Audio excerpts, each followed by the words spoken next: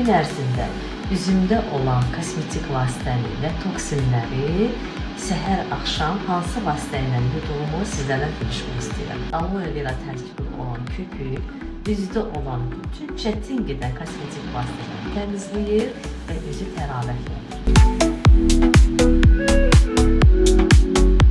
Bunu bol-bol suyla yuyacağım və növbəti etdiyim prosedurları sizlərlə bölüşəcəm.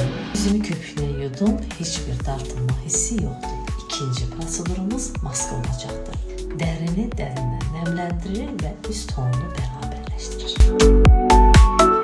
Dərin bir körpə dərisi kimi toxunduqca toxunmaq istəyirəm. Antioksidant toniklə üzümü silirəm.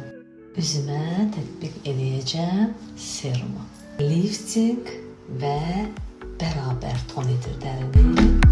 Çox qəşəngdir xanımlar. Və bir neçə dəqiqədən sonra gecə kremini vuracağım. Göz ətrafında olan şişkinliyi aradan qaldırır, qaralığı götürür və qaz ayağı qırışları açır. Göz qapaqlarını da tətbiq edə bilərsiniz. Sonra nə edəcəm? Təbii ki, gecə kremi. Dərinin bir çox qüsurlarını aradan qaldırır, nəmləndirir, qidalandırır və botoks effekti verir.